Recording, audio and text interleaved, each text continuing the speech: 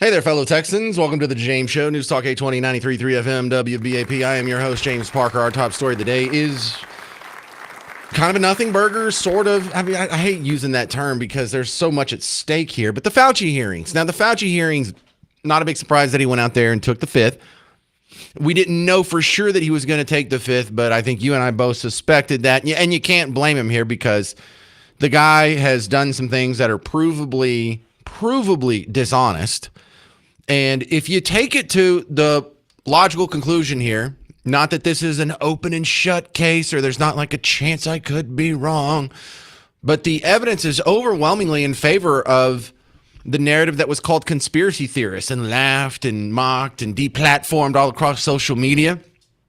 But him taking the fifth leaves all the evidence in the room. If you just take off your partisan hat, you take off your biased glasses and you look at it, this is a guy who was pursuing gain-of-function research in North Carolina. It got shut down because it was illegal, deemed to be too dangerous, even by his fellow scientists and the government and the taxpayers that were funding it. He instead took that exact same taxpayer money, came up with a collaboration with the Chinese Communist Party to develop gain-of-function viruses. One of them got out.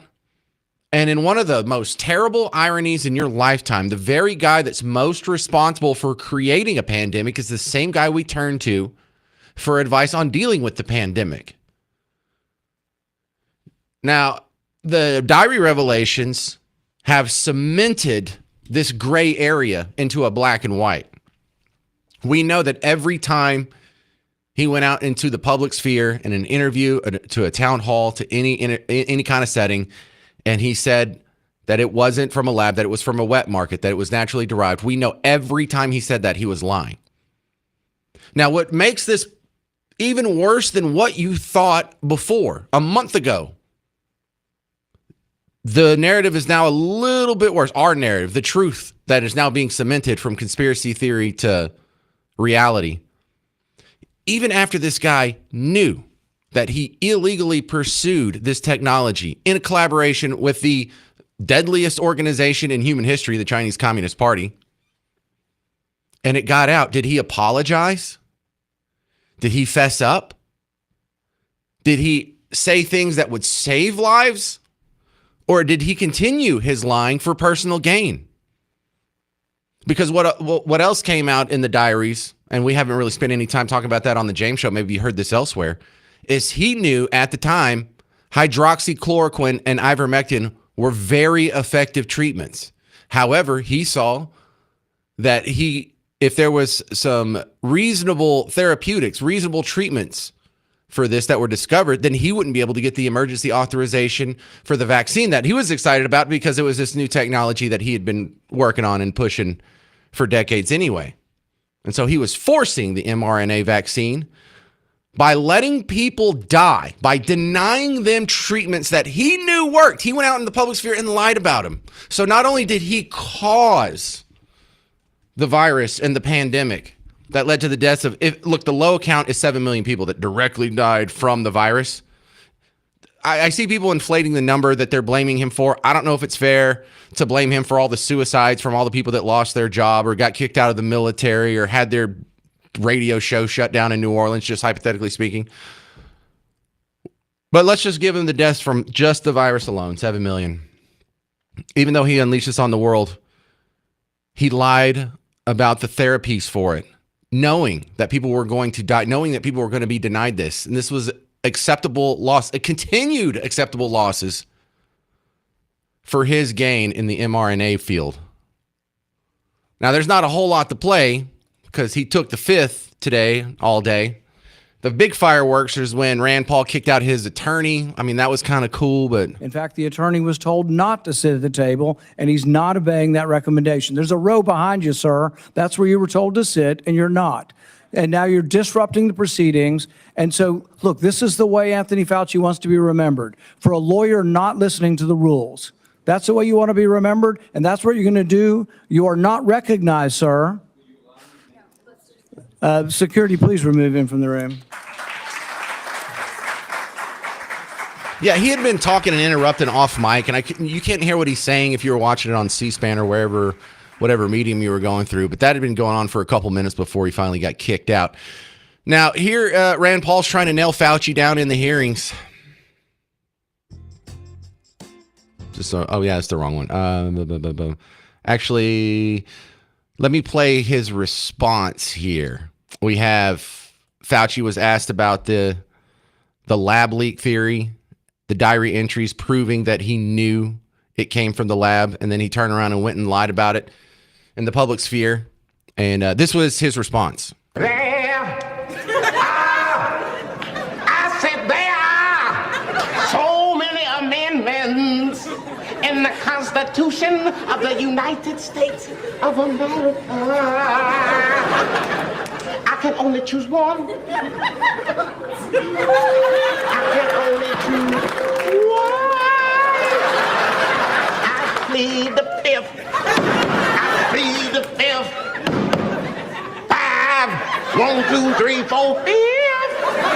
Anything you say, 5. Go ahead, ask me a question. Did you? 5. I mean, that's funny enough, but about the 7 million people died because of this. Millions of people lost their business. Millions of people lost their job. Millions of kids had their childhood ruined. They didn't get to go to prom. They didn't get to go to homecoming. They didn't get to have graduation. A lot of us didn't get to go to your grandmother's funeral, your mom's funeral, your spouse's funeral. And he can't come out there and answer some questions. I'll play a few more audio cuts coming up from this next. There's not going to be a whole lot that is revealed today. There's going to be a lot that's confirmed today. So more on the Fauci hearings, and I'm going to be joined in the next segment by my first guest, James Varney from Real Clear Politics. I'm James Parker. It's News Talk 820, 93.3 FM WBAP.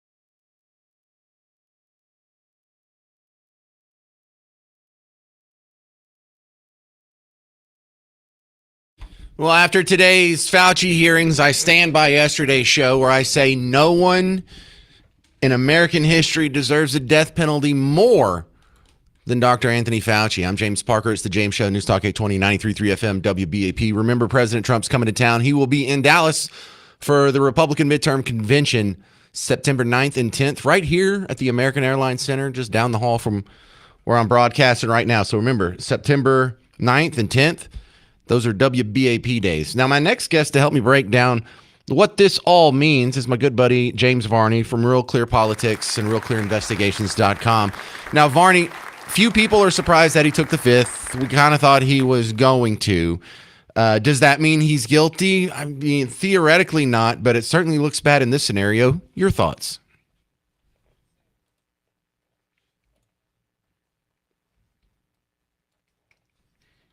What? They were surprised when Jussie Smollett was a hoax.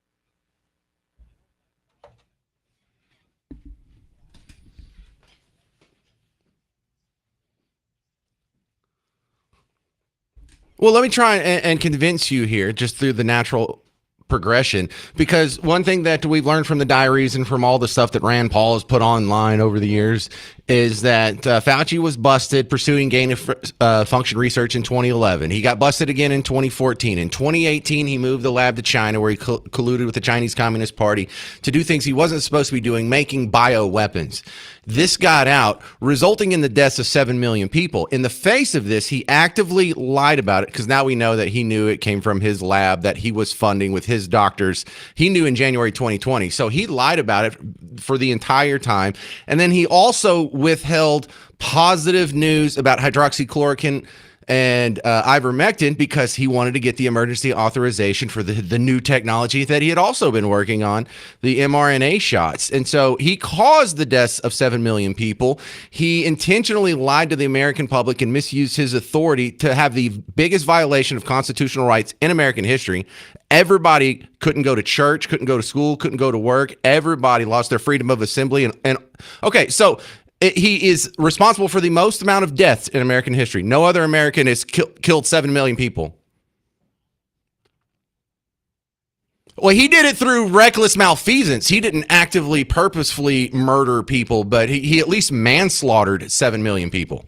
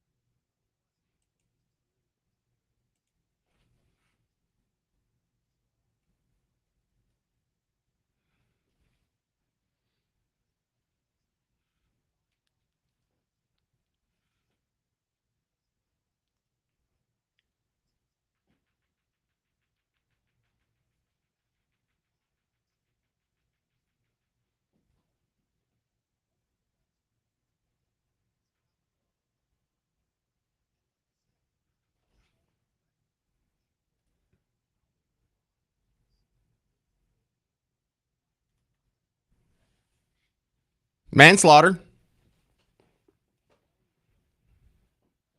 Yes.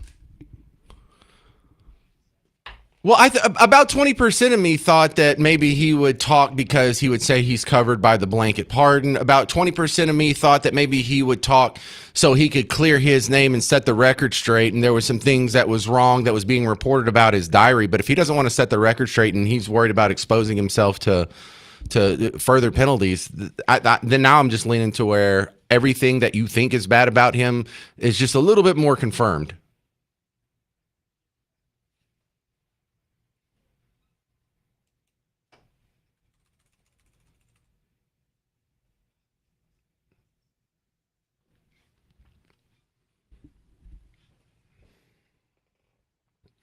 But I think I look. Here, let me try this on you then, Varney. We don't punish horse thieves because a horse. Hang on, because a horse got stolen. We punish horse thieves so that horses may not be stolen in the future. And so I'm not necessarily wanting to punish Fauci just because I'm so mad at him for violating everybody's constitutional rights. But if we don't do something to this guy, then there is no incentive to not run over our constitutional rights in the future. Because I remember when we were being told it's just going to be 2 days to slow the spread, or you just need to do another month, or we're closing your business, we're closing your church, we're closing your funerals. It's like, we're not violating your rights for nothing. This is important. This is an emergency. And we found out it was all lies and it was all for nothing. So something has to happen because our rights were all violated. We didn't get punched in the face and we didn't have money taken out of our bank account, but our rights were violated nonetheless. Oh yeah, so do you agree that Fauci should end up in jail?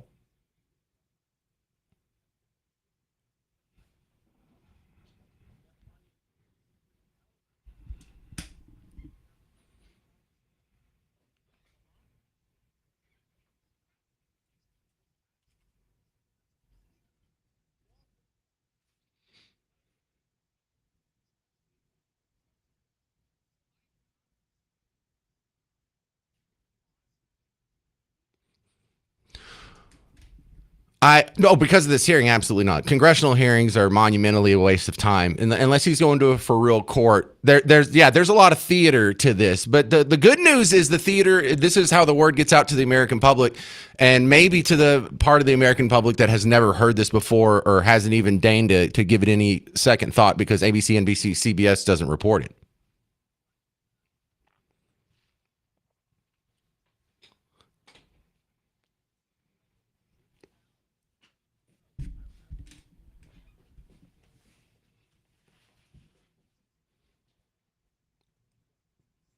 Oh my God! You had the guy in the hearing today, the Democrat that was Gary Peters. I never heard of this guy before, but he was like, "This is just all politics." Here, let me throw this out there real quick. I hadn't played this fella. Is that Gary Peters? I'd never heard of this guy. Here. Today's hearing is the latest step in the chairman's sharp departure from that long tradition. This hearing appears to be a culmination of months of biased and selected efforts by the majority under the guise of a committee investigation to basically legitimize a predetermined conclusion that was reached years ago. Yeah, it was just 7 million people dead in the greatest violation of constitutional rights in American history. Yeah, this is just all political, Varnes.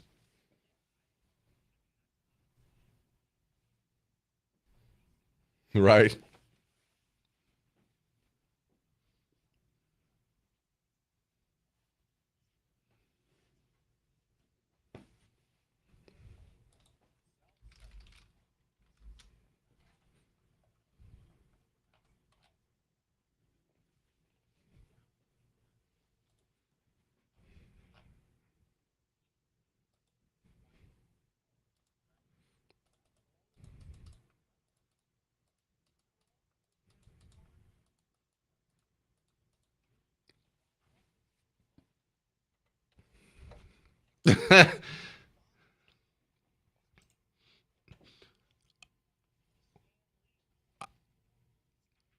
Yeah. All right, Varnes, I got to run. What can I plug for you here? What you got going on in Real Clear Politics?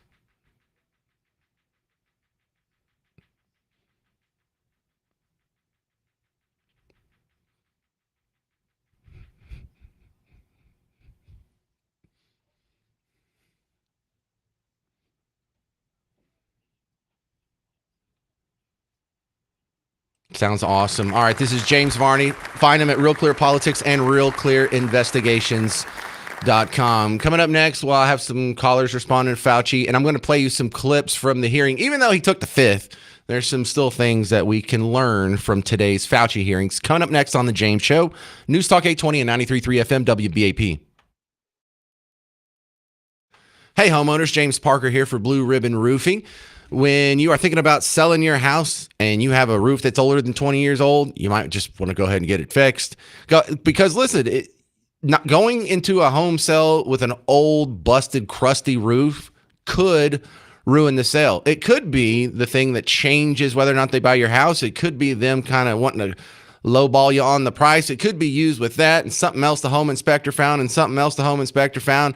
Now they're asking to make all kinds of changes where if you just got a pretty new roof on there, the inspector would have said, yeah, close the deal. You don't have to ask for any concessions. It just greases the wheels. And here's the good news. If you have a good insurance policy and a good insurance company, Blue Ribbon Roofing knows how to finesse them. And maybe you can get a little help from the insurance company. Maybe you can get them to pay for the whole damn thing. But you don't know unless you come get the free roof inspection. And then John Hopkins will tell you about your options. It starts by you going to the website, blueribbondfw.com.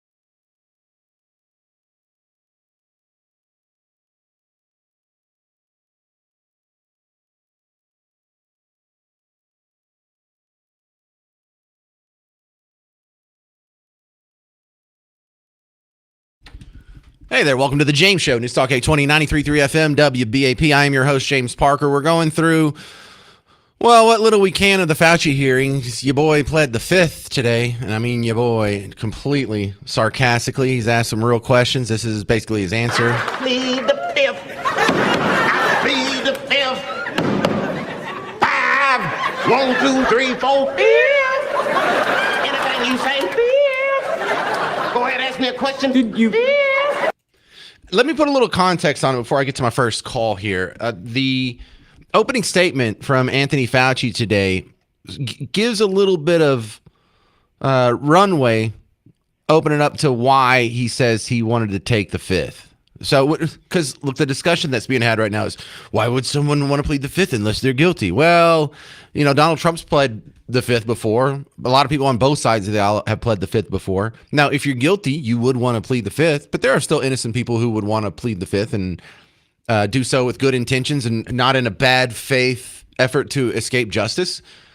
So I'll even give you his reasoning here so we can be somewhat fair and not be accused. Although it pains me to do so, because of the respect I have for the legislative branch of government and my decades-long record of cooperating with Congress, under the advice of my attorneys, I will invoke my right under the Fifth Amendment of the Constitution to refrain from answering your questions. Thank you. No, that's not my preference. I would prefer he answer the questions. We can get to the bottom of this a lot easier, but he's an American with his full set of constitutional rights. He has every right to do that without the assumption of guilt. Now, I still think he's guilty, but for all the other evidence around that. Gary in Kaufman, you're on News Talk 820, 93.3 FM WBAP. James, thank you for taking my call. I agree with you in the aspect that he needs to either go to jail or even be put to death. If you can remember the history from back in 1969, Charles Manson did not kill anybody. However, he was indirectly responsible for the Tate and LaBianca murders. And they put him on death row until they did away with the death penalty in California. I believe it was 74, 76, somewhere around there.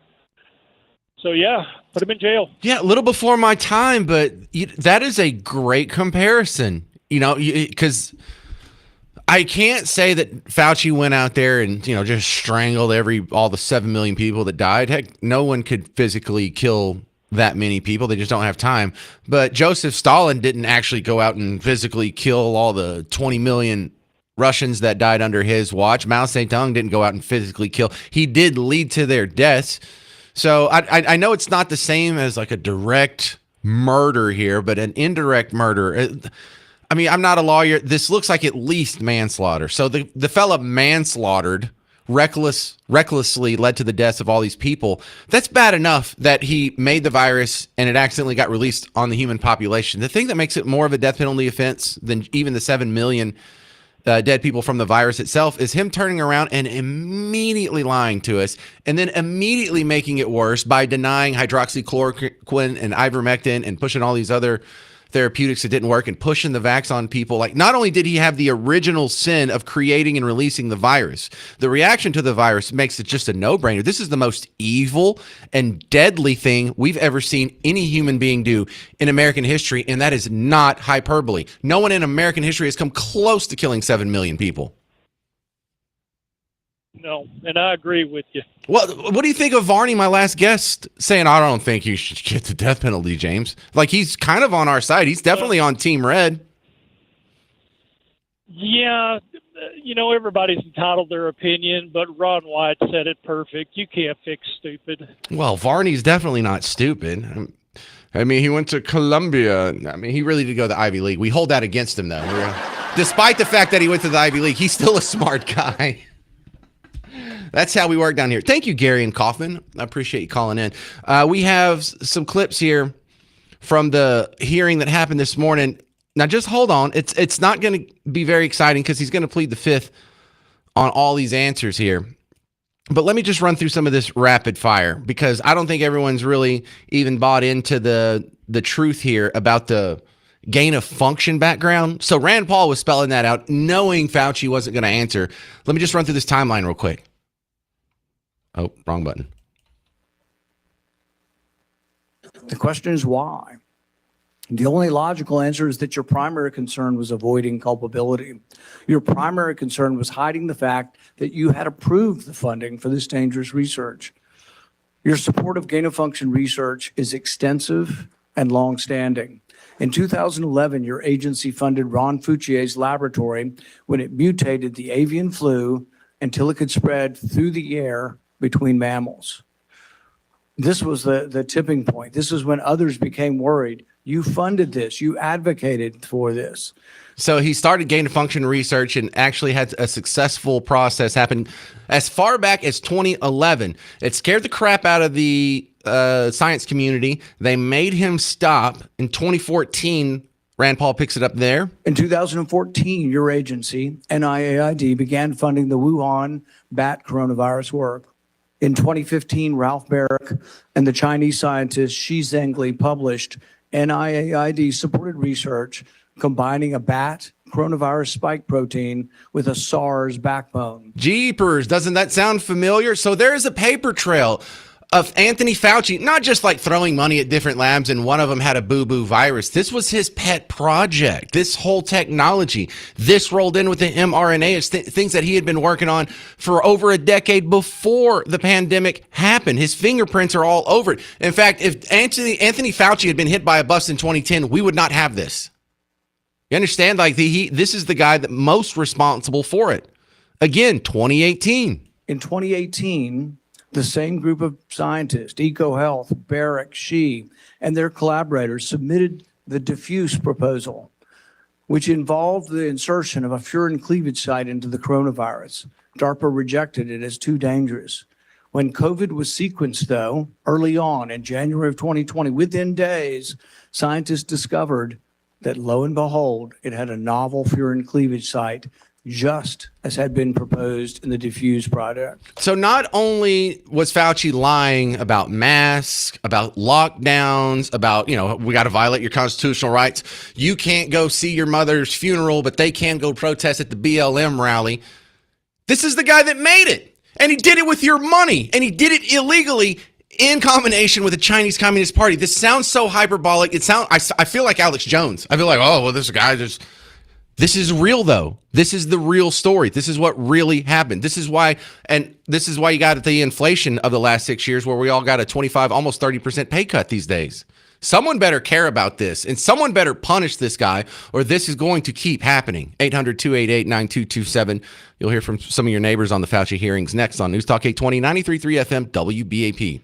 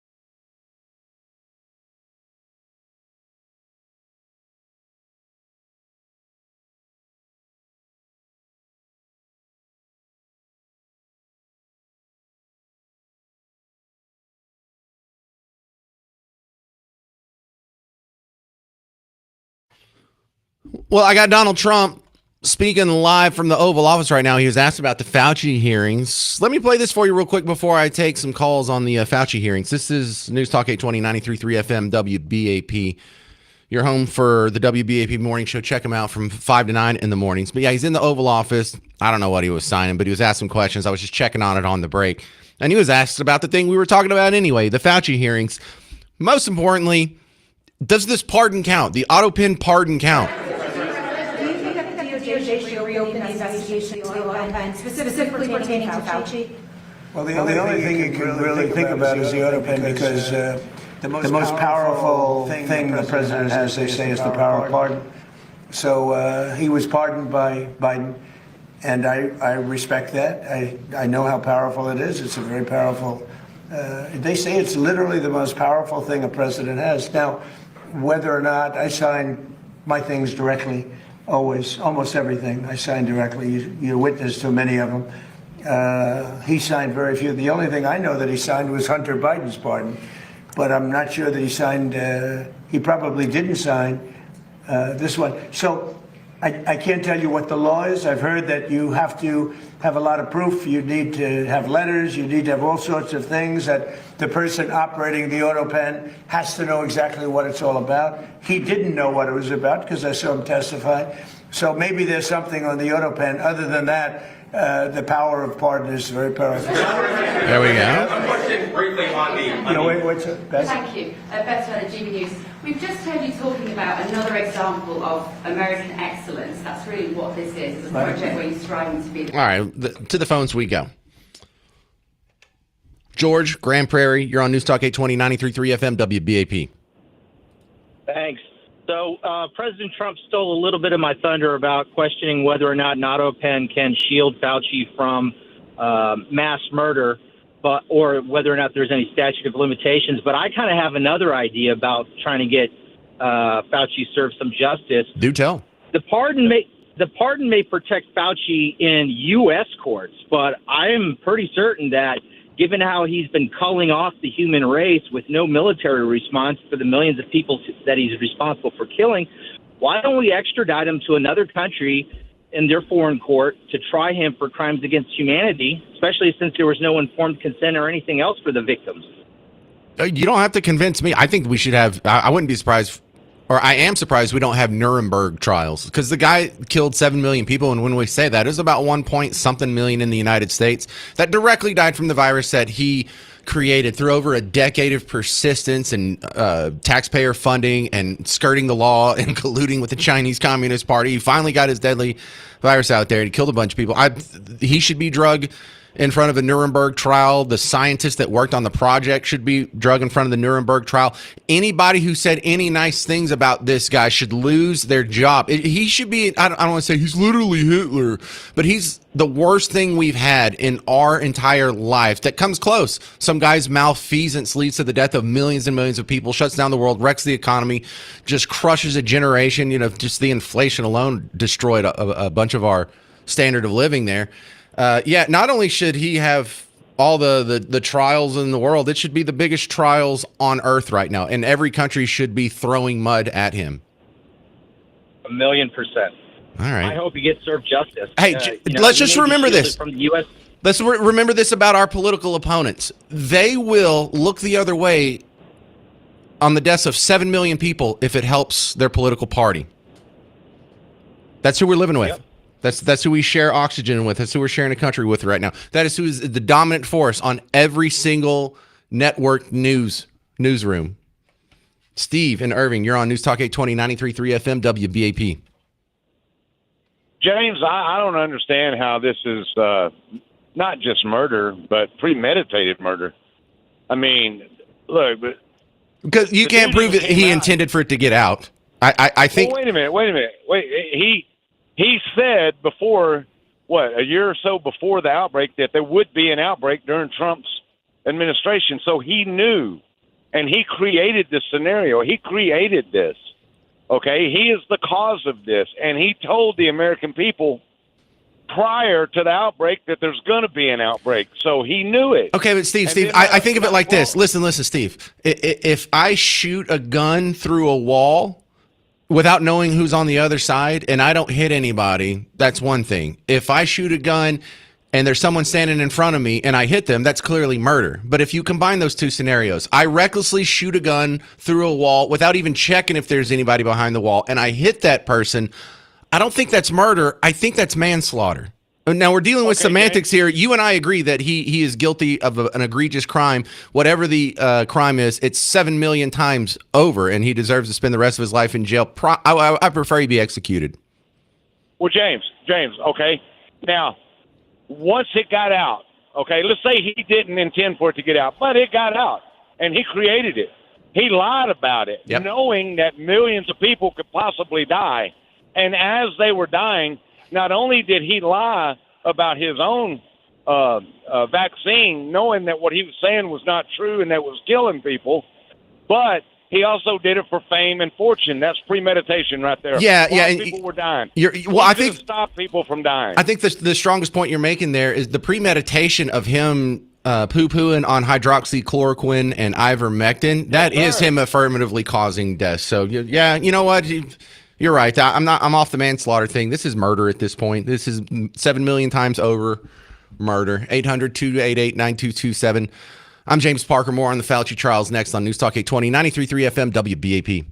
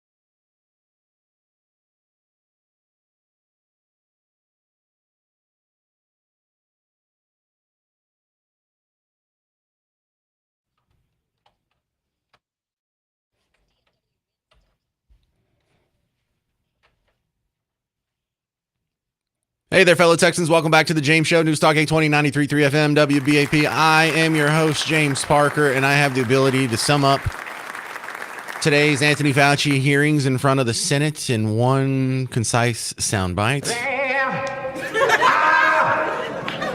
said there are so many amendments in the Constitution of the United States of America. I can only choose one. I can only choose one. I plead the fifth. I plead the fifth. 5, 1, 2, 3, 4, 5. Anything you say, fifth. Go ahead, ask me a question. All right, jokes aside, this is a malfeasance. This is a boo-boo. If you want to give him the benefit of the doubt and just think this was an accident, this was the virus came from Fauci. Fauci actively pursued the funding, the laboratories, the research, the doctors, the development, the strategies, the publishing of the papers behind their findings. He did it when it was illegal. He moved it to China under the Chinese Communist Party. He funded it with your tax money. When it was released, we'll give him the benefit of the doubt. It accidentally got out. He lied about that. He lied about the origins of it. Why? To cover his butt. He didn't want you to know that it came from the lab that he was funding, from the doctors that he was funding, from the research that he was funding with your tax dollars. Then he lied to you, causing more death and suffering about hydroxychloroquine and ivermectin, saying they were not useful treatments when they were. Now that we know that, we know masks were worthless. We know that social distancing was worthless. We know that lockdowns were totally unnecessary. So when you add up the death of 7 million people, that's the most deaths from anyone in American history. That's not a hyperbole. That's the truth. No one has been responsible for more deaths in American history than Anthony Fauci. He passed the Democrat Party, which was the previous winner. You understand that one? So then he lied about it, made himself rich, ruined your life, and then gave us the greatest violation of constitutional rights in American history as well. So the greatest amount of deaths in American history, the greatest amount of constitutional violations in American history. Remember, no one could go to church. No one could leave their house. No one could go to work. No one could go to school. You lost your freedom of assembly. You lost your freedom of religion. You lost your freedom of press and speech. So whoever's not upset about this, you can completely ignore them anytime they gripe about the Constitution in the future. And the fact that not everybody's calling for this guy's head on a platter blows my mind. Ken in Arlington, you're on News Talk 820, 93.3 FM WBAP. Well, I mean, anybody that has their fingerprints on this, Fauci and everybody else, they should be, their head should be on the chopping block. Okay. He also, and I don't know what lab it was. It wasn't the one that created the virus, where they did the experiment with the Beagles. They cut their vocal cords. No. That's not where that happened. That was a different thing that he funded. Right, but it should. Whether it's a different thing he funded or not, he has his fingerprints out of destruction on the American people, whether it's animals or humans. So some people are so inured into their tribe that they can't say anything bad about it, and they can't change their worldview. We're not asking them to admit Fauci was a liar. We're asking them to admit that they were duped, and everyone in their favorite media apparatus was duped. All their favorite academics were duped. All of their favorite celebrities and musicians and politicians were duped. We're asking, it's a big ask to make people admit what the rest of us see. Fauci lied. Fauci created this and then lied to your face and caused the death of millions of people. It's a big ask. Bill Gates, he pushed. I know. He's an idiot too. Listen, the only part where I kind of get soft on it is like down here at the local level. And thank you for your call. Look, I was working for a different radio company that doesn't exist now, USA Radio Network, and they had their head studio here in Dallas off Mockingbird. And I did most of my broadcasting from home. I have a home studio in Bug Tussle. But I would have to come up here every once in a while, meet with the client, meet with the bosses, whatever. And I remember coming up here in July, or right before July 4th in 2020, and there was a sign on the door saying the lockdowns and mask mandates were going to be revived on the order of Clay Jenkins. Now, is Clay Jenkins a dupe? Yeah, Clay Jenkins was duped. Now, was Clay Jenkins dishonest? No, he really thought, I'll give him the benefit of the doubt, he really thought there was a virus. He really thought he was doing what was best for the people of Dallas County. But Clay Jenkins violated your constitutional rights, even if he was well intended. That should be a deal breaker for anybody who did that going forward, Governor Abbott included. Let's go to Jeremy in Weatherford. You're on News Talk 820, 93.3 FM WBAP.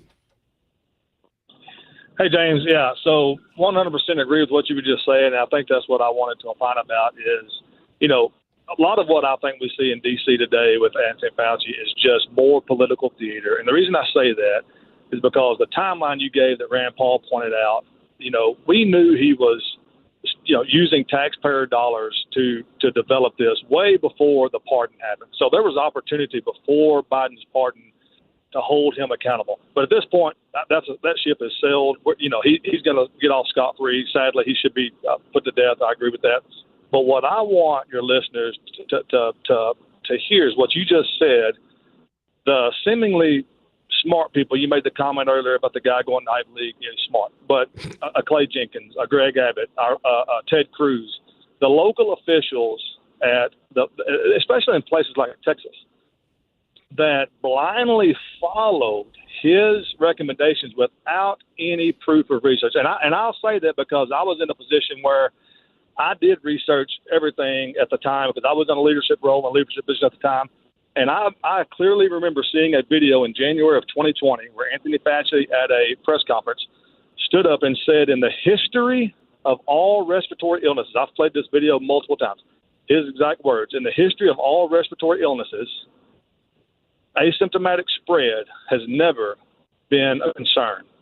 So at that time, in January of 2020, he's saying, look, asymptomatic spread is not an issue. Fast forward to March of 2020, he said, oh, you better separate 6 feet because you might have it and not even know it. So our elected officials who have just gotten a pass on this, and every one of them, I'm throwing every one of them under the bus, that who we elect as the people to positions to keep us informed, to help us navigate these things, completely failed us, and they still have their jobs. That's where we can have an impact. We can't have an impact for Anthony Fauci. He's going to live scot-free. One of the problems I think we all have in the public discussion, because I know you get it, I get it, is the idea that even if there was a big pandemic, even if there was the deadliest virus we had ever seen and there wasn't any good treatments for it and hydroxychloroquine and ivermectin shouldn't work, no matter what the scenario is, you still should retain your constitutional rights. There's no emergency clause in the Constitution. So Clay Jenkins may have been duped by the medical stuff, but it is his job to say, well, I don't care what the medicine says. I care what the Constitution says. That's what's my job. If it really is so dangerous, then I have to trust the intelligence of the individual to act in his own best interest. But I'm not going to be violating people's constitutional rights just because I got scared over a virus. He failed that test, and every politician that failed that test deserves to never be in public office again. And I mean every mayor, every city councilman, every school superintendent, every school board member, every principal at a high school that push masks, that push the mandates, that push vaccines, that push lockdown. You have all proven that you are unworthy of leadership. You have all proven that you will get scared and violate your neighbor's rights. And that should be the line that we all draw for our leaders. 800-288-9227. I got a lot of people who want to sound off about the Fauci hearings next on The James Show. I'm James Parker, News Talk 820, 93.3 FM WBAP.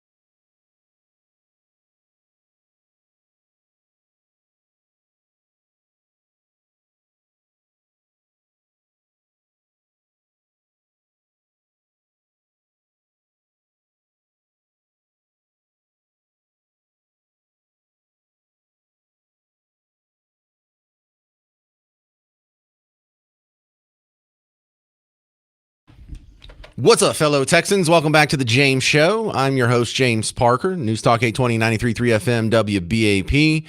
We're talking about the Fauci hearings today. He pled the fifth, and we're just breaking down the fact that he pled the fifth doesn't mean we learned anything new from him, but we have learned a whole lot of new stuff from the diaries. His response to it kind of gives you, like, a non-answer is quite often an answer. I have a Facebook comment from Tom that says, who in the Biden White House decided that Fauci needed a pardon and why? Someone knew something the rest of us did not. I would like Congress to question that person. They didn't give Fauci a pardon because Fauci's innocent. We know that. Innocent people don't get pardons, do they? So does it benefit the Democrats if he is prosecuted and exposed as a fake? Does it hurt the Democrats? Well, there's your answer. That's why he got the pardon. It really is that simple. Now, before I jump back in the phones here, because you got some hot neighbors that want to sound off on this, I just want to go back to a voice of reason here, because we talk. I try and delineate between the team blue that is reasonable and the team blue that is past the boundary of sane. And the reasonable team blue people, you see them. Mark Cuban's probably one of the bigger ones. Another one that I like in the public sphere, Stephen A. Smith, makes sense. Bill Maher gets a lot of airtime on this show for being reasonable. But Jon Stewart sat down with Stephen Colbert. And through comedy, the reason why this was so funny is because it's true. The idea that they were questioning whether or not it came from a lab. Now, remember, we have the benefit of hindsight. We know when this conversation happened that there was still a little bit of a gray area. But now that we know 100% it was from that lab that Fauci was funding with your money that was closed down in the United States because the research was so dangerous it was considered illegal. And he came back and was lying about it when this conversation happened. Jon Stewart, Stephen Colbert. What do you mean by that? Do you mean like perhaps there's a chance that this was created in a lab? There's an investigation. A chance? Well, but oh my if there was God. evidence, I'd love to hear it. There's I just don't know. a novel respiratory coronavirus overtaking Wuhan, China. What do we do? Oh, you know who we could ask? The Wuhan Novel Respiratory Coronavirus Lab. The disease is the same name as the lab. That's just a little too weird, don't you think? And then they ask the scientists, they're like, how did this, so wait a minute, you work at the Wuhan Respiratory Coronavirus Lab. How did this happen? And they're like, a pangolin kissed a turtle. And you're like, no, the name of your lab, if you look at the name, let me see your business card. Show me your business card. Oh, I work at the coronavirus lab in Wuhan. Oh, because there's a coronavirus loose in Wuhan. How did that happen?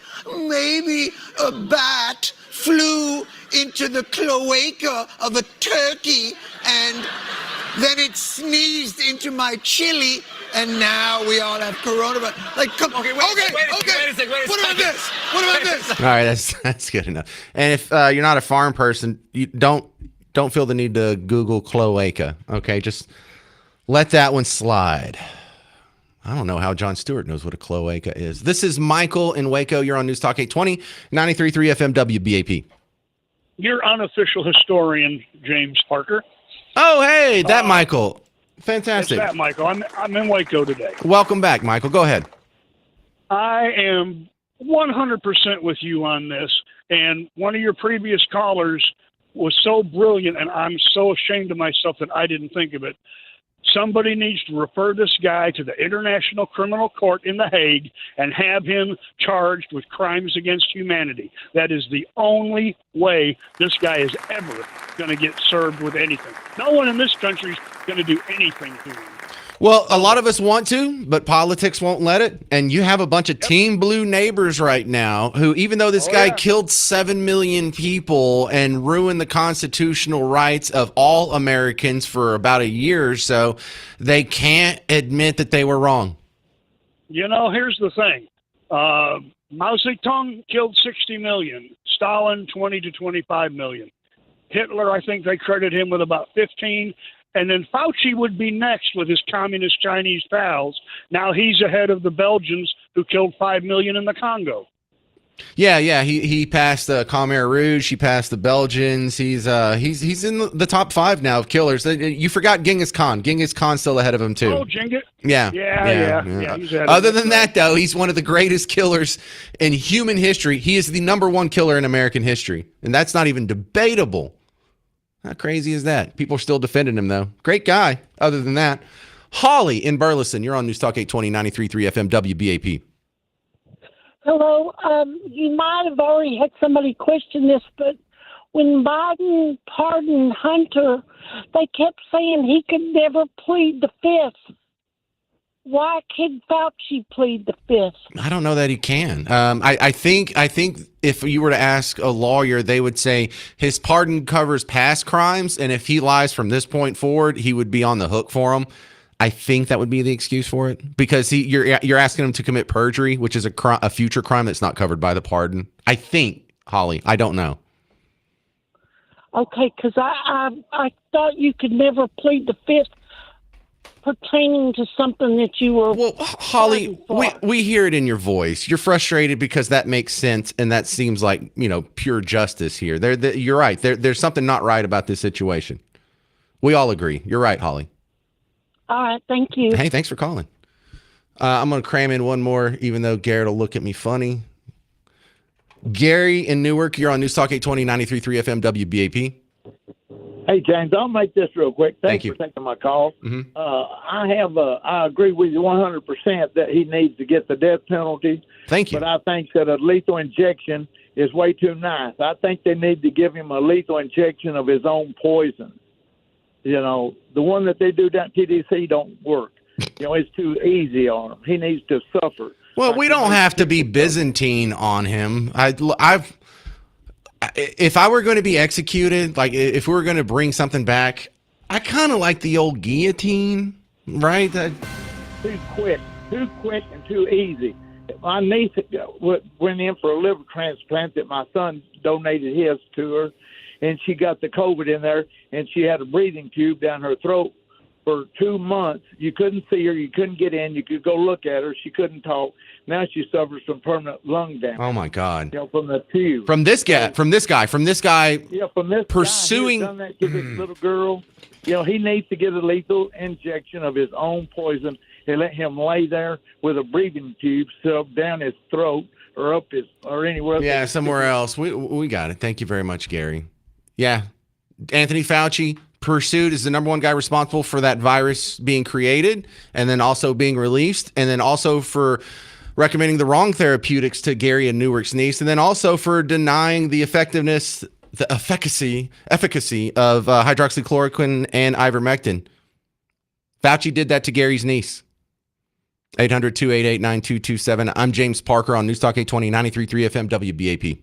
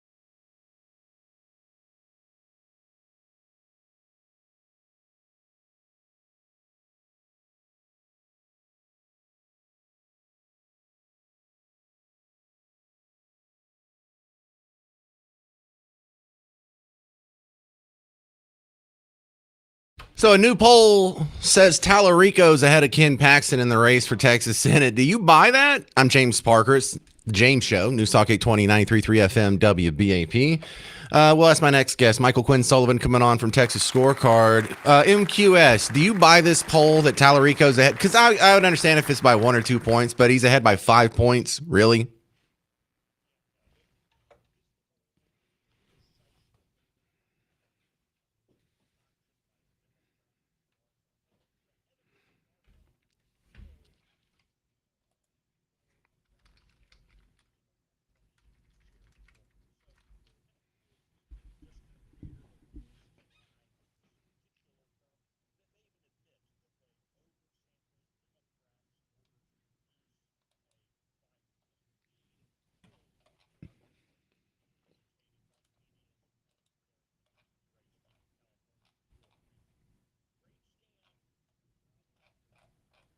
So what polls do you believe? Because if you go through, like, you can go through like the realclearpolling.com and look at some of it, and there's a lead for Paxton, but it's not very big.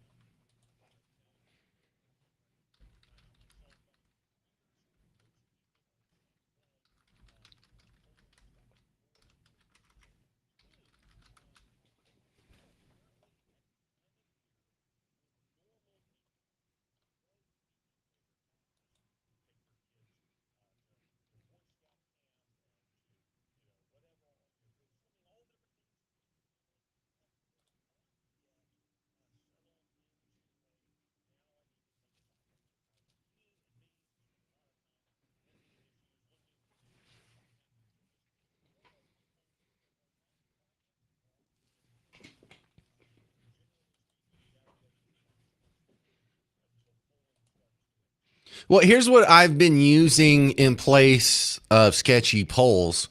Go to Kalshi or go to Polymarket and see what the people who are putting their money on the line actually say. And look, Kalshi has Ken Paxton winning 53% to 47%. And does that sound about right? I mean, is the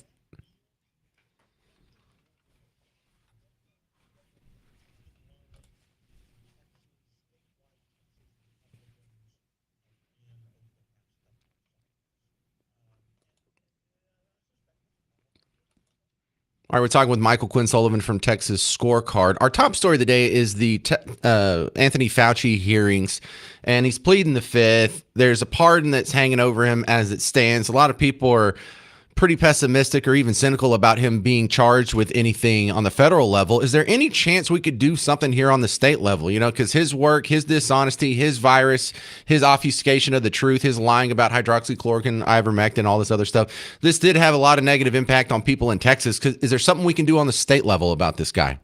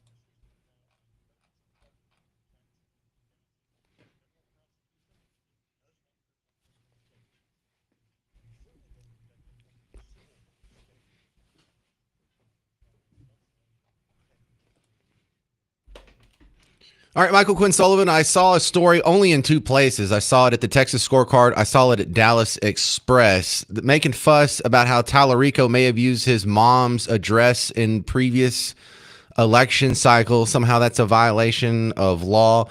Is something going to come of that? Is there a reason why only you two have picked up on it and the rest of the media is not touching it?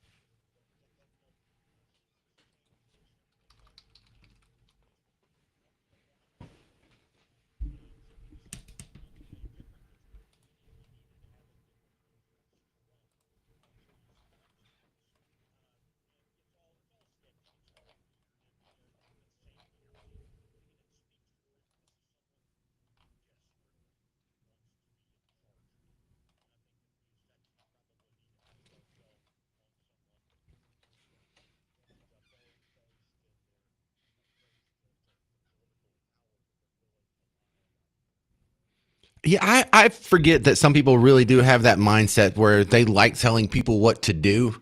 Like I don't have that, but I used to think like the people that wanted to run for student council, like what a bunch of nerds. What do you want to do that for? I forget there are some people who just love the idea of telling other people what to do and being in positions of power, and that's like their primary motivation. Not to make the world a better place, not to save some money, not to make some money, just power.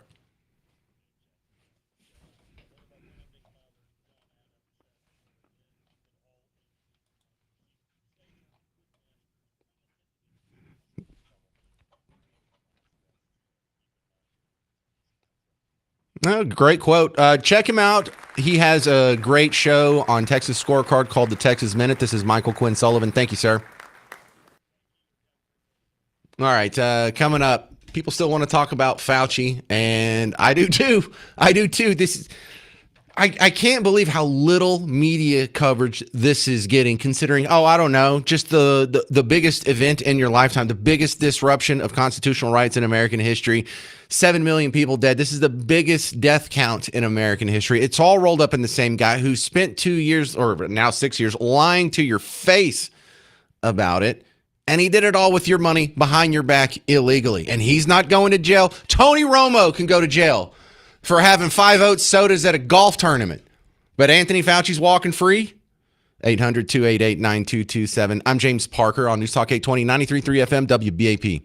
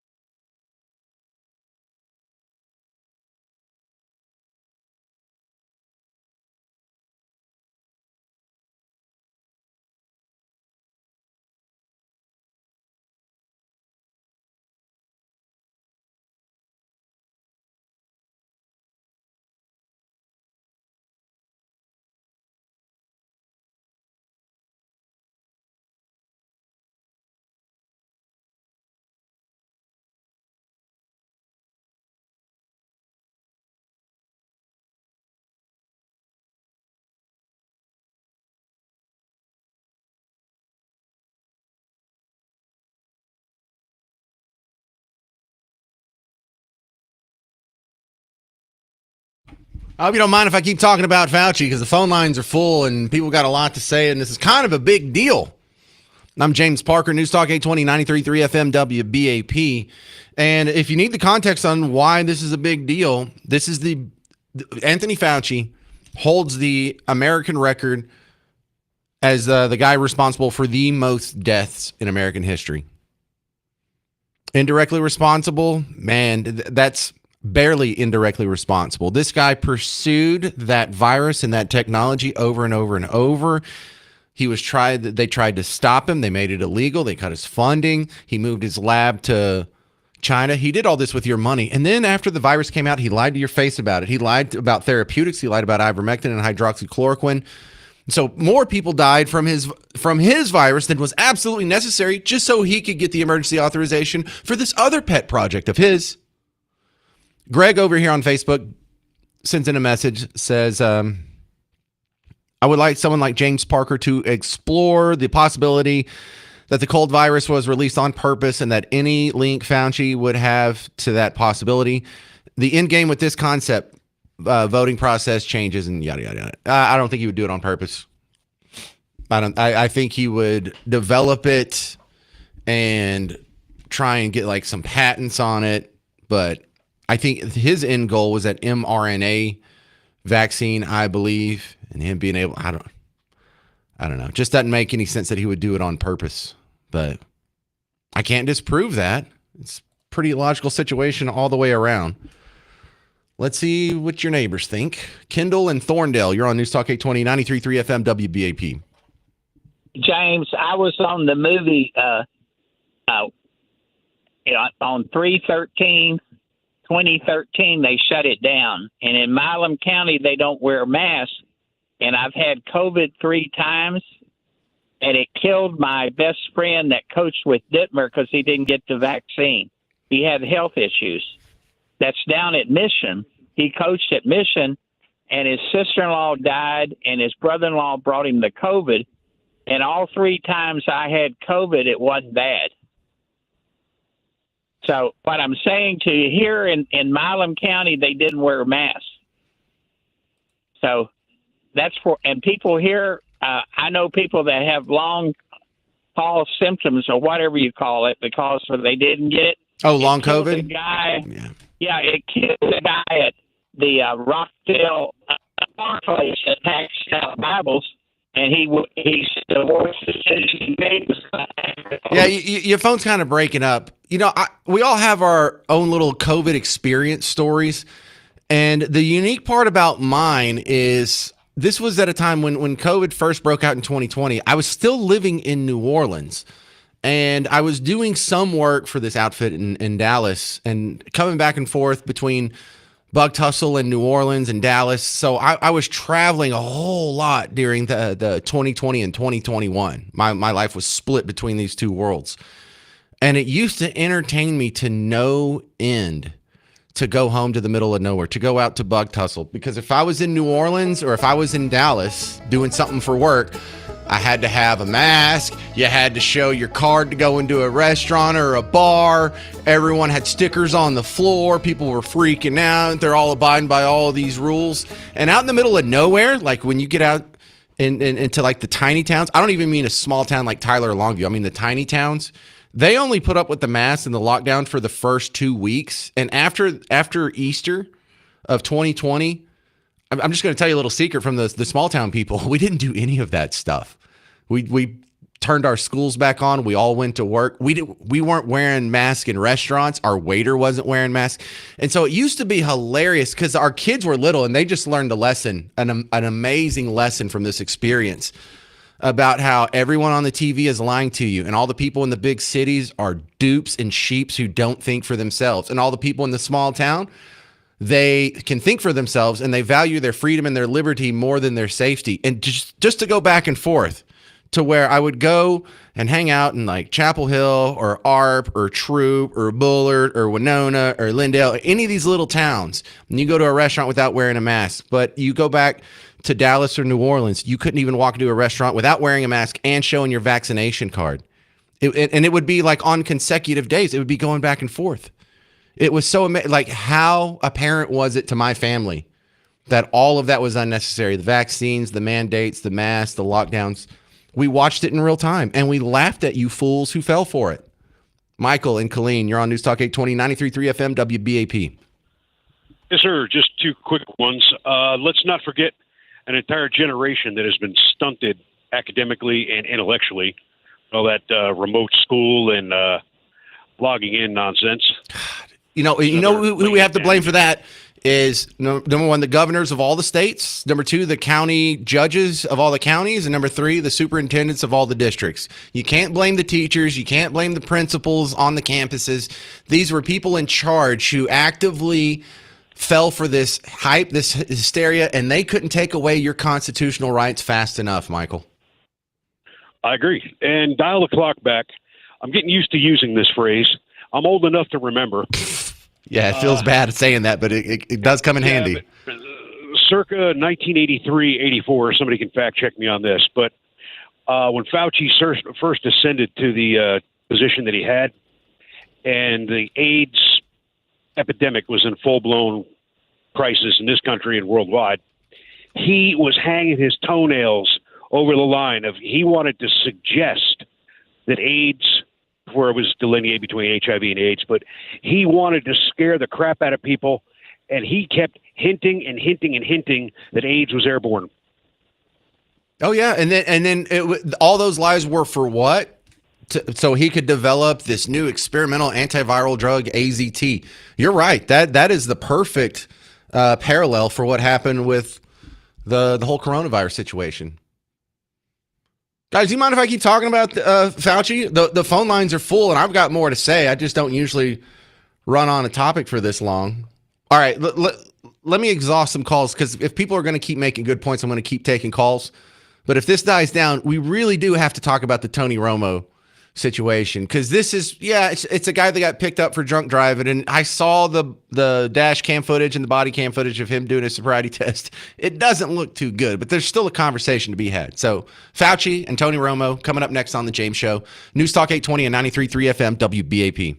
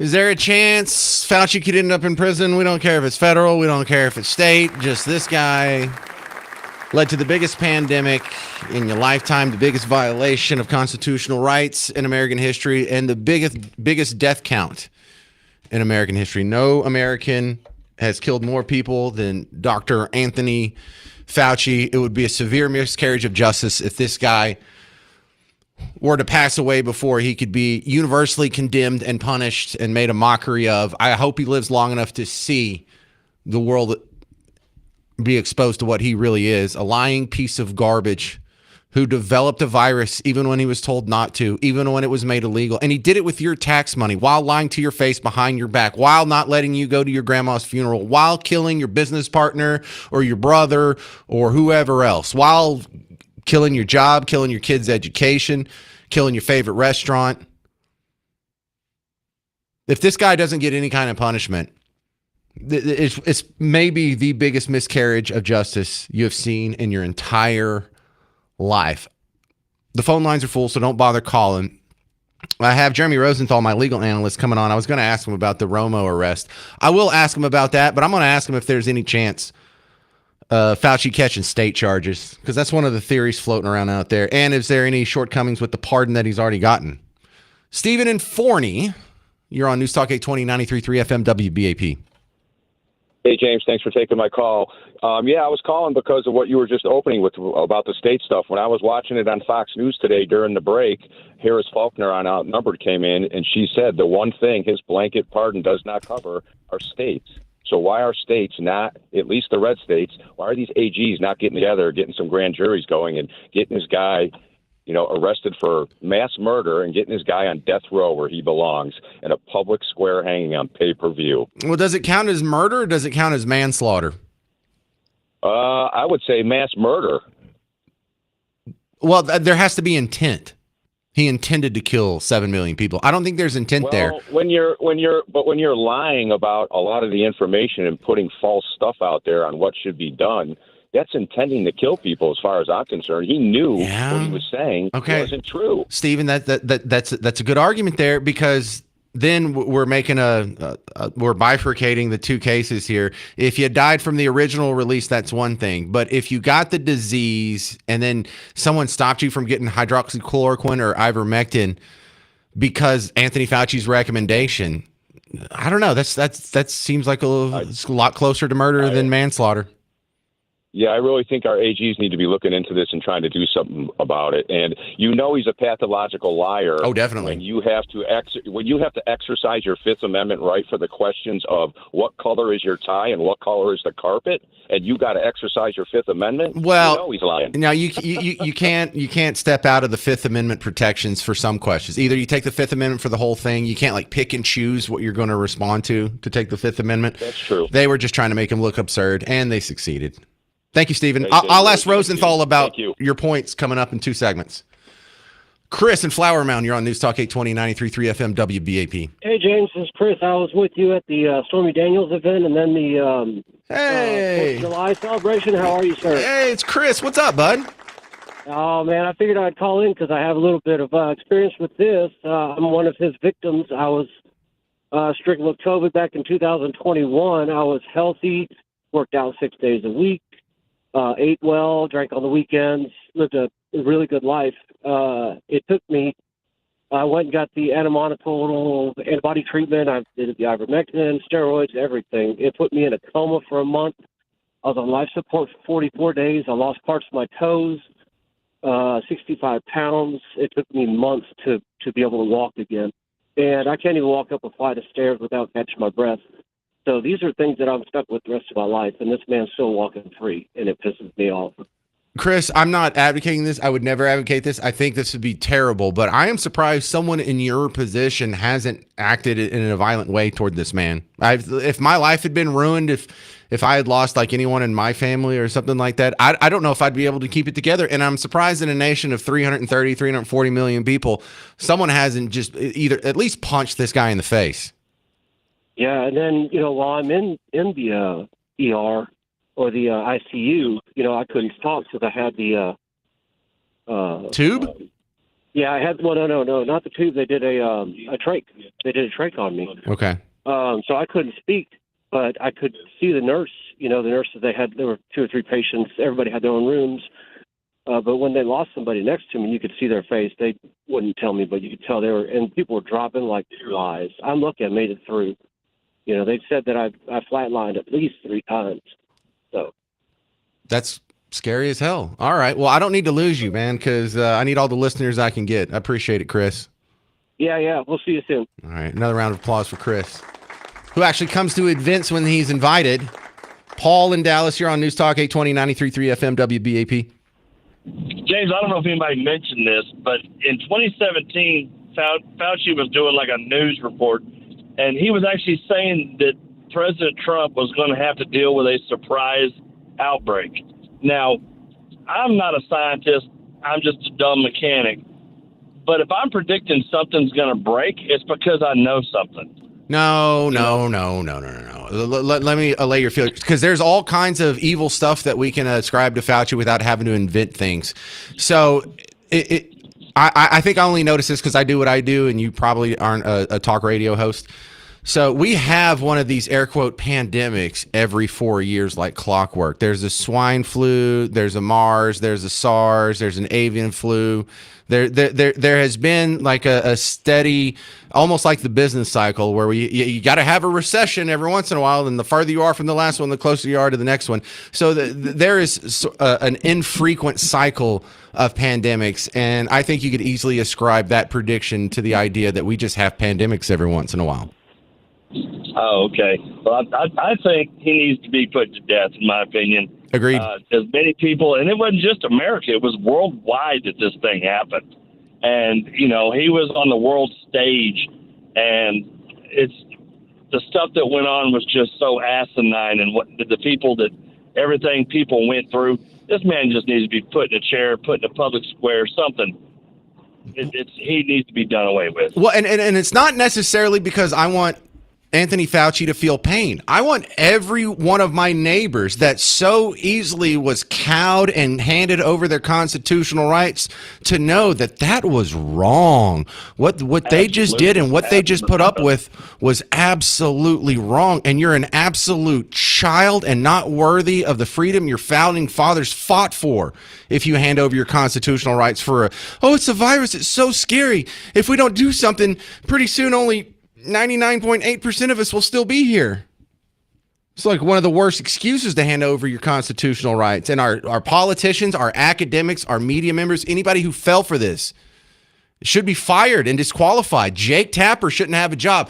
Anybody who supported this guy and celebrated him on MSNBC, even on Fox News or Newsmax or any of those channels, you have all proven that you are not smart enough to be trusted with the job of discerning what is news and what isn't, what is the truth and what isn't, what's the storyline and what's not. And if you're the media, that's your only job. And if you fell for this Fauci stuff, you're a terrible person in the media and you should quit. You should be embarrassed. You should apologize and then sign off and hand your job over to someone who wasn't a dupe on such an obvious fallacy. Tim and Burleson, you're on News Talk 820, 93.3 FM, WBAP. We, both of us, my wife and I both, we were sick prior to the shot, scared, so we took the shot, got sick, took the shot, a second shot, and still got sick. We lost friends through this. I mean, good Christian people have died from it. Yeah, the man ought to go to prison, and they ought to pick the building up and drop him underneath it and put it right back down on top of him. So here's what makes it worse. Not only did he make the virus and release it on people, we have more people that have died after taking the vaccine, which was also his baby. So he killed people with the original virus. He killed people with the experimental mRNA, and it's not even a vaccine, therapeutic treatment. Well, and to top it all off, because of the shots, possibly, they don't know, my wife has had a heart condition. When you have 163 beats a minute, and they're now telling her, well, you're in part of a study because COVID caused this. So she deals with this possibly the rest of her life. So, yeah, let's prosecute. Dude, for all of the spouses that lost their best friend in the world, not one of them is going to go punch this guy in the face. I am shocked. 800-288-9227. Thanks for sharing your terrible story there, Tim and Burleson. I'm sorry the world didn't stand up for your constitutional rights. I'm sorry the media did such a terrible job discerning the truth and lying to your face in front of an obvious fraud. Because not everyone fell for this. You can't say, well, look, they just were going on the information they had. No, I am just some idiot who crawled out of a log cabin in the forest in East Texas, and I was not fooled by this. And there's only a handful of other people in the media who were never duped by this for 1 second. There's only a handful of superintendents and mayors and governors who weren't duped by this for a second. There's like Ron DeSantis and I think Kristi Noem, and that might be about it. Greg Abbott wasn't a big help. Greg Abbott was following DeSantis's lead. Hell, even Donald Trump doesn't pass the smell test on falling for Fauci's BS. He sat there and had press conferences and put him in front of your face in the first place. Now, he eventually wised up to it, but it took him a while. And after that, it was too late. That guy needs to go to jail so bad. That guy needs the death penalty so bad. How many families were destroyed? How many lives were lost? And it's not a hypothetical question. The answer is millions. And it was all based on, it wasn't like an oopsie accident either. It was intentional, reckless behavior followed by lies. All right, I can only do one more segment on this. Then we'll talk to my lawyer friend about the possibilities that so many people are bringing up.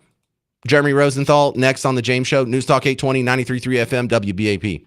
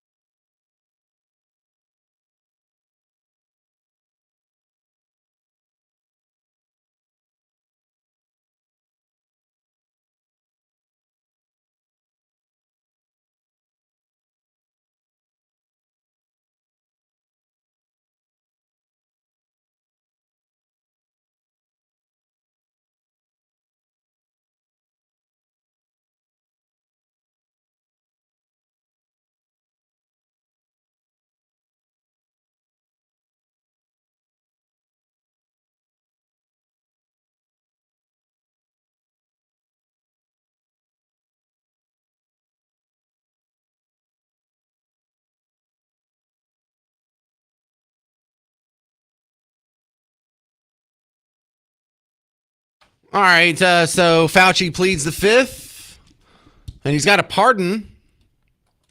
But can he still go to jail on state charges? I'm James Parker. This is The James Show, News Talk 820, 93.3 FM, WBAP. Don't forget about the WBAP morning show. Every morning when you wake up, they're on from 5 until 9. Right now, though, we got to talk with Jeremy Rosenthal. TexasDefenseFirm.com is his outfit. He is our legal analyst.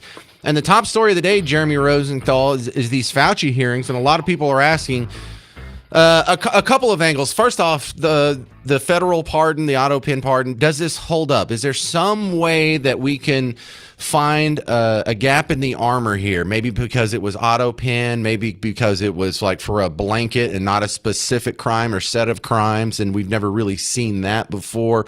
Is there anything flawed with the pardon that he got?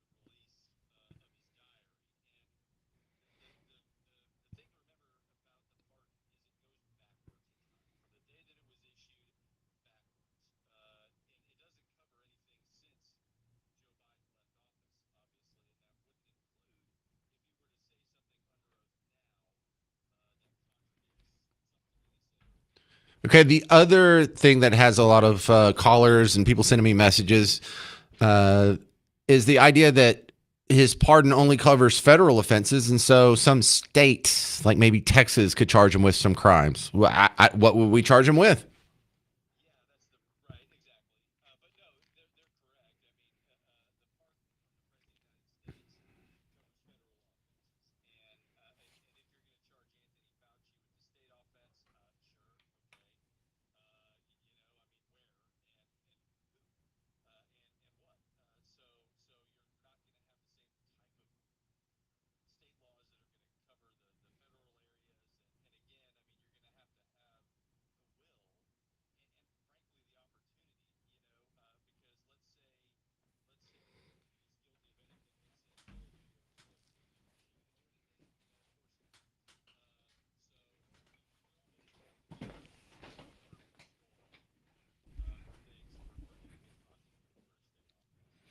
What about for the theory that he could still be charged because the pardon doesn't cover any RICO violations that he had, and the diary revelation showing that he lied turns this into some sort of racketeering operation? Is that too much of a stretch?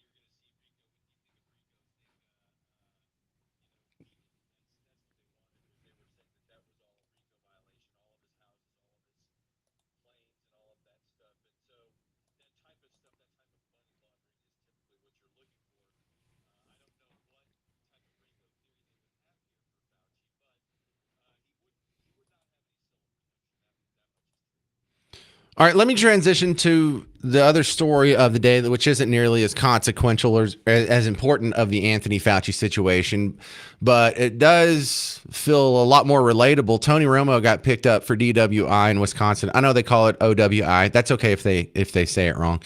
But you're my lawyer.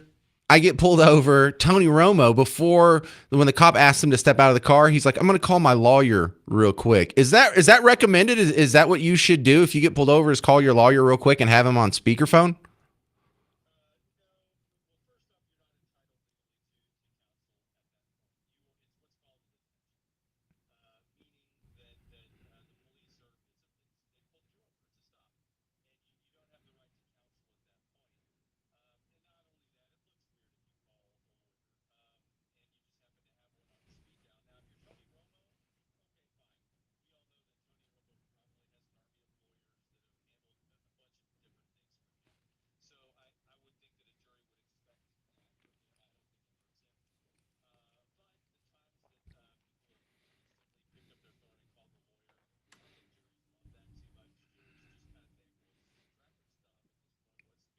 It feels guilty, right? Yeah. All right. So Tony Romo gets out. I saw the footage today, the video of his arrest. It didn't seem that he did too good on the field sobriety test. So I'm not really defending him here, but he refused to take the breathalyzer test. Is that a smart move?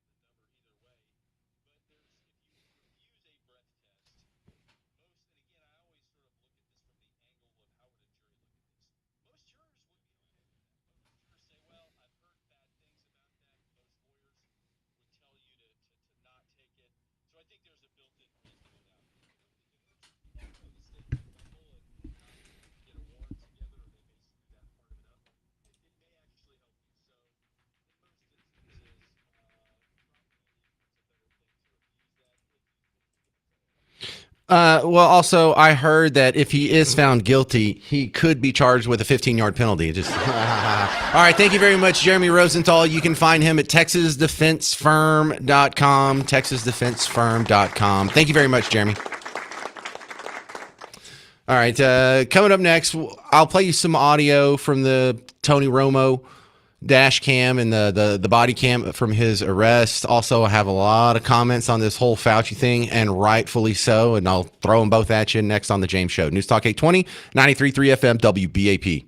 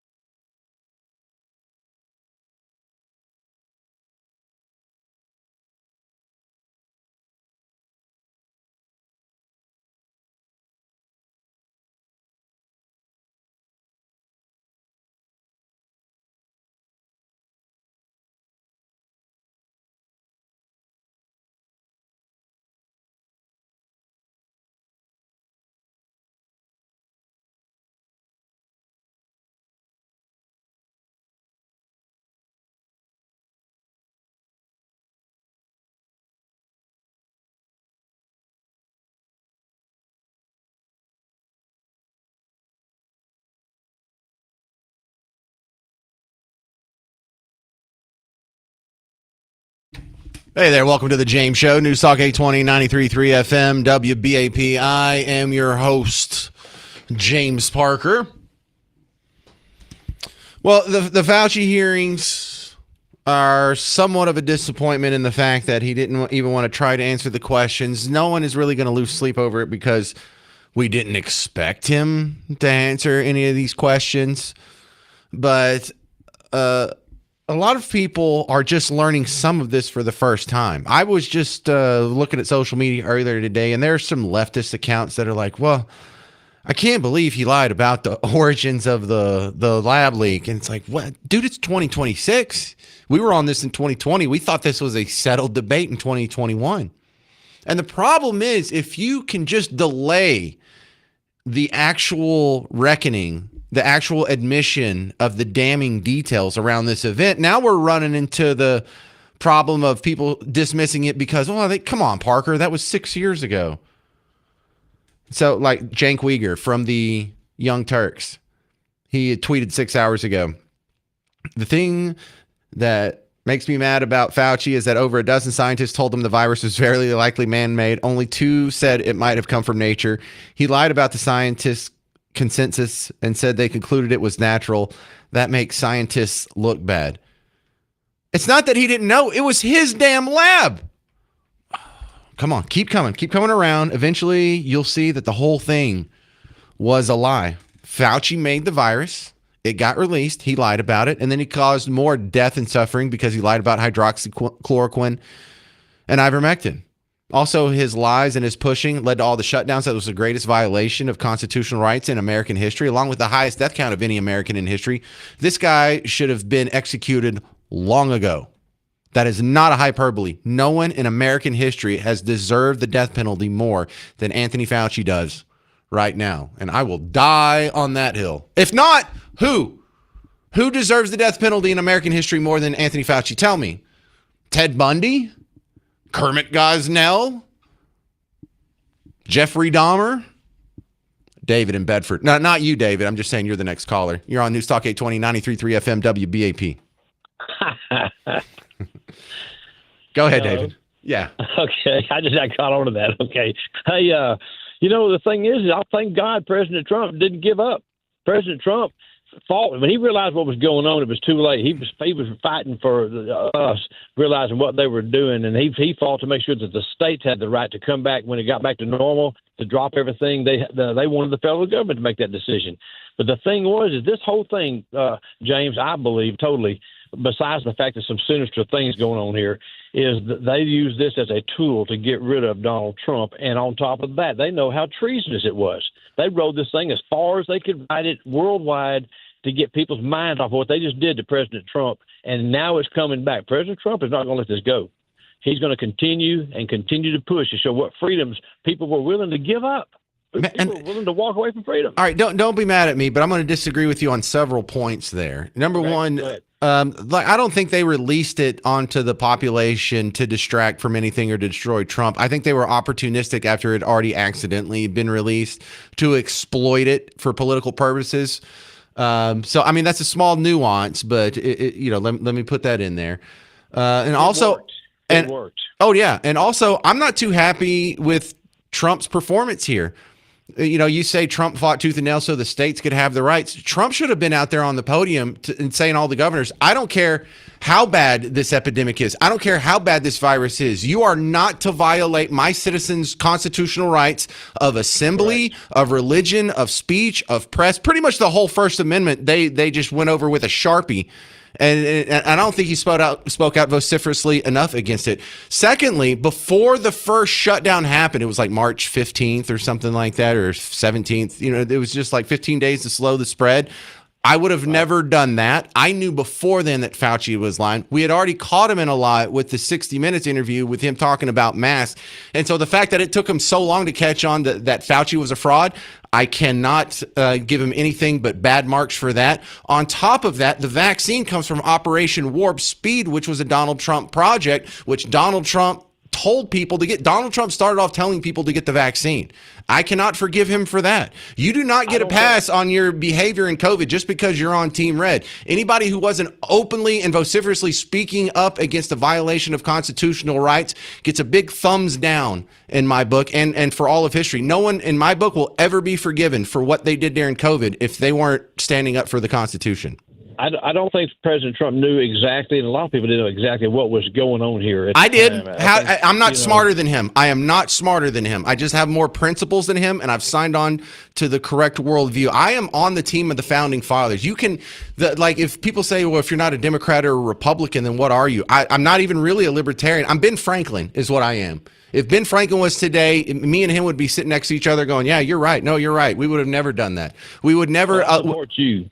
I support you, James. I'm with you. I'm totally with you, and I think there's a lot of people on the same page. I mean, that's a nice thing to say, but David, I can't get Republicans out there to get on board with your principles. And if you follow, don't even be libertarian or Ben Franklin, just what the conservative movement says. Y'all should all be against Social Security, Medicare, Medicaid, public schools, all forms of government intervention into the healthcare system.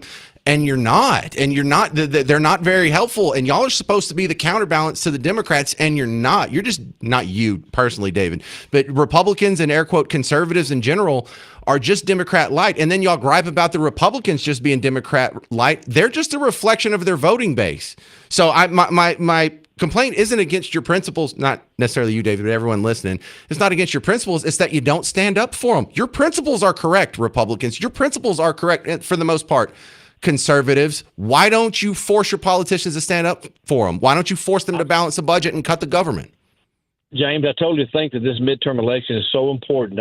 I know what you're saying is so correct, but President Trump at the moment has to play a little bit of politics. He needs to maintain control of the House and Senate to take the next 2 years in the direction. Why? So we can, yeah, but look, they have it right now. Are we still running a $2 trillion deficit? Do we still have Social Security, Medicare, Medicaid? Do we still have Obamacare? Do we have the SAVE Act? Yeah. Have we cut government? I mean, we've cut some programs here and there, but overall the spending has actually gone up from when he got in office. So he's still growing government. He's just growing government slower than it would have been under Team Blue. And until we stand up and stop that, the Republicans are going to keep doing it. Y'all have to stop voting Republican. I'm not telling you to vote Democrat. Just vote for something else. Well, something needs to happen. We're going to collide to a wall at some point. We're running toward that wall full speed, and we'll just see where it goes when we hit it. Well, we know what's going to happen. We're going to have rampant inflation. The economy is going to grind to a halt. We're going to, like, England has had like 1% economic growth if you solve for inflation over the last 20-something years, pretty much since they finally dispatched the last remnants of the Margaret Thatcher era. They have just ground to a halt. And their population of natives have gone down. They've imported so many people that it's not even Britain anymore. And they're being taken over because they are too weak, both economically and culturally. That's where we're headed. Look at England. That's where we're headed. Y'all ready to have a Muslim mayor of Dallas? Y'all ready to have a Muslim governor of Texas? Y'all ready to have a Muslim president? That's where it's headed. 800-288-9227. I'm James Parker, News Talk 820, 93.3 FM, WBAP.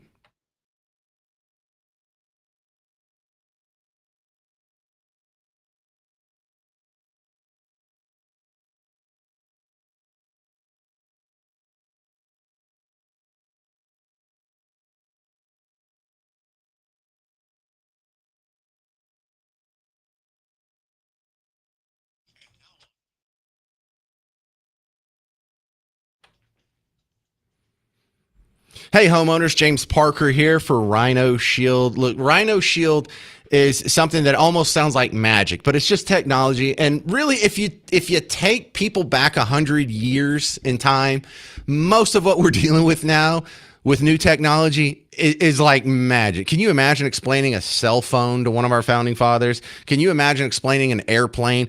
It would be just as hard to explain Rhino Shield. Let me get this straight.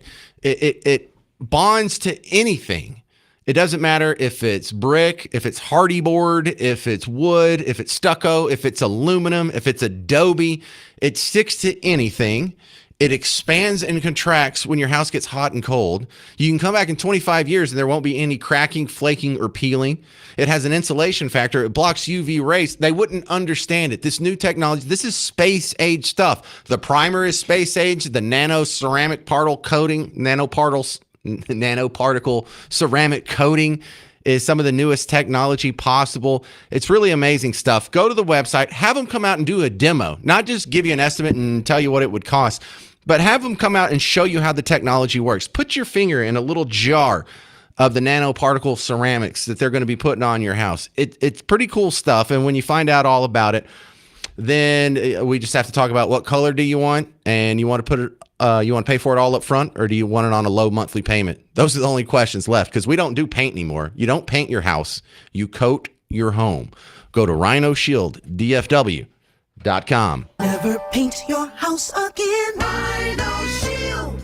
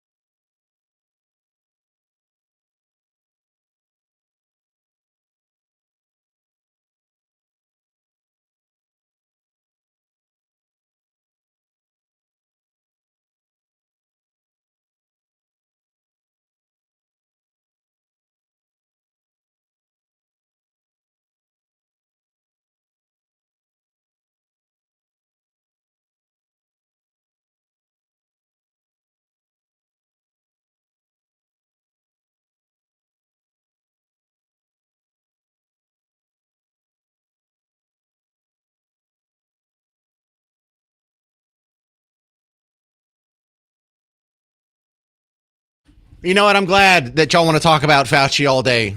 The man deserves it. 800-288-9227. I'm James Parker, News Talk 820 93.3 FM WBAP. You know what? Don't even bother calling in. I got a bunch of good calls lined up, and it's the last segment anyway. But I'm glad we're not letting this go. I was kind of concerned. People would be like, well, that was a long time ago. Why do we care? Everything's back to normal now. No, it's not. Let me put it like this. Even if you didn't have anybody close to you die, even if you didn't have anybody close to you get sick and get long COVID or get some sort of pulmonary infarction, even if you didn't know anyone that lost their business, even if you didn't have any children whose kids got their education disrupted, and even if you didn't lose your job or know anyone else who lost their job. Now, most of this stuff happened to me. A lot of that stuff happened to you too. But even if any of this stuff didn't directly or indirectly affect you as far as the disease goes and the lockdowns go, all of the things being equal, It is still the primary reason we all got a 25% pay cut in the last 5 years. And if you need to know how that works in the math, if you are making the same amount of money that you made in 2020, it buys 25% less stuff. Your standard of living has gone down by 25%. And that's not just something that's going to happen on a one-time thing where they're going to take $25,000 worth of spending power from you out of your $100,000 check this year. That's going to happen every check for the rest of your life. You are always going to be paying for this. And look, I'm in a tough industry where our revenues are declining and our audience is staying about the same size. Radio hasn't really grown much in the last decade or two.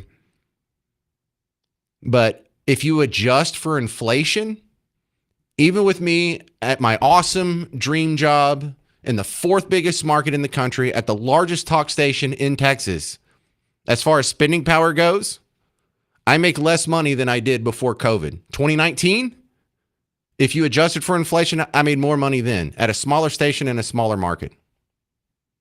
Now, it's a bigger number, but everyone has gone through that. For that reason alone, you should be livid. But then you add in all the deaths. You add in the fact that it was a technology he wasn't supposed to be pursuing. People were fighting against. You add in that it was a collaboration with the Chinese Communist Party. You add in after it got out, he lied about the origins of it to cover his butt. And then he lied about hydroxychloroquine and ivermectin, causing more people to die so he could get emergency authorization for this other experimental thing that he had been working on. This guy deserves the death penalty more than anyone in American history. Ted and Terrell, you're on News Talk 820, 93.3 FM, WBAP. Hey there, James. Listen, these people that start calling in and saying, oh, this next election is going to be the greatest and the best and the most needed election, tip of a spear, barrel of a gun. Nothing has ever changed with an election in history. It doesn't happen. It's not going to happen. They just spend a lot of money and talk about people, and then they get someone elected who does nothing. Fauci should be executed. I agree with you 100%. There's a lot of people who should be executed. A lot of people should be brought to trial. Nothing has been happening since Trump was elected except whatever he wanted to do. Well, you can't say that he did nothing. The border being closed counts for a lot. The deportations count for a lot. The attempt at Doge, I mean, it's not nothing. It's not adequate. It's not enough. It's not sufficient. But to say like there's no difference in who we vote for, well, that's a black pill. I would like to see what happens if a lot of people start voting third party. If a lot of people start voting to the right of the Republican Party will notice if we ever want to win an election again, we'll have to start putting up more right-wing candidates or libertarian candidates and actually start living by the principles our voters are holding our feet to the fire for. But if your voters aren't ever going to hold your feet to the fire, then you don't ever have to do it. So Republicans, you want the Republican Party to be more right-wing, you have to start voting more right-wing. Make them earn your vote. Stop giving it to them. They don't deserve it. I agree. Man, you're a great call, 100%. Ted and Terrell. We should hang out sometime. Let's go hang out at Buc-ee's on Thursday. Ron and Garland, you're on News Talk 820, 93.3 FM, WBAP. Yeah, James, are you a little fired up today there, brother? Yeah, I'm a little fired up. Hey, man, just real quick. Everything that you're saying he deserves. And you keep saying, you throw out the figure 7 million. It was more like 20-something million. And it might be even higher than that now. Yeah, if you count all the people who died from like depression or missed cancer treatments or things like that, that's the bigger estimate. I'm just using the number for direct deaths from COVID, but gotcha. That's a valid point, Ron. I see that. But anyway, so if the man if nothing happens to the man at all, where they just don't do anything to him, then just think about this. There's a lot of nutcases out here that lost loved ones and all that just because of this man. So just keep that in mind. Well, the shocking part is, and a lot of people calling in or sending me messages have made the point that, you know, there's when the left gets upset, there's a Luigi Mangione or a Tyler Robinson there that take out a CEO of United Health or a Charlie Kirk or shoot at President Trump and hit him in the ear. Notice how Anthony Fauci has escaped all that. Why? Because he hasn't ticked off the left. The left is still supporting him, and the media is not telling the crazy people to go kill him, and he's literally Hitler. That's a travesty. This is the guy who's literally killed people, and he's not called Hitler. He lied to your face about it. All right, that's going to do it for the James Show. Thank you so much for hanging out. Listen to me. Go check out my awesome stuff on all the social media platforms. Next time you're in the bathroom entertaining yourself while you're, on the throne, just look up the James Show. Stick around. Mark Levin's next on News Talk 820, 93.3 FM, WBAP.